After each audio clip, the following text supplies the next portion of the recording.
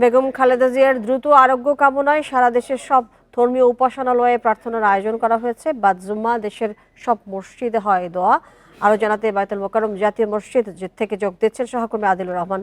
আদিলুর রহমান, নামাজ শেষে জুম্মার নামাজ শেষে বাদ জুম্মায় দোয়া করা হয়েছে, কি বলছিলেন সেখানে দোয়ায়?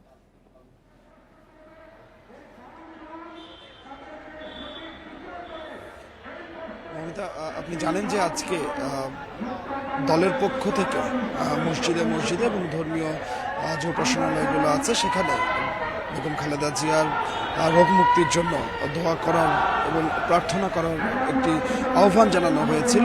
আমরা সকালবেলায় দেখেছি যে মন্দিরগুলোতে প্রার্থনা হয়েছে। এরপরে জুম্মার নামাজের পরে মসজিদে মসজিদে বিশেষ দোয়া করা হয়েছে। বিএনপির পক্ষ ছাড়াও আপনি জানেন যে প্রধান উপদেষ্টার যে ভেরিফাইড ফেসবুক পেজ, সেই ভেরিফাইড ফেসবুক পেজেও তিনবারের সাবেক প্রধানমন্ত্রী বেগম খালেদা জিয়ার রোগ মুক্তির জন্য মসজিদে মসজিদে দোয়ার যে আহ্বান জানানো হয়েছিল সেই তারই পরিপ্রেক্ষিতে আমরা দেখেছি যে জুম্মার নামাজের পরে মসজিদে মসজিদে দোয়া করা হয়েছে।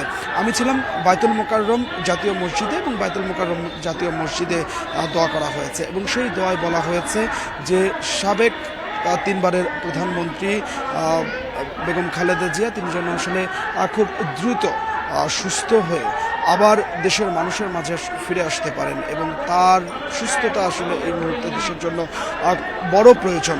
তার কারণ গণতন্ত্র উদ্ধারের জন্য তিনি যে আসলে দীর্ঘ সংগ্রাম করে গেছেন, এখন সেই যে শুভক্ষণে আসলে যখন দাঁড়িয়ে সামনে নির্বাচন এবং সেই নির্বাচনে যখন আসলে দেশের মানুষ তাকে চাচ্ছেন, দেশের মানুষ আবার তাকে যখন আসলে প্রধানমন্ত্রী হিসেবে দেখতে চাচ্ছেন, ঠিক সেই মুহূর্তে তিনি অসুস্থ হয়ে হাসপাতালে আছেন।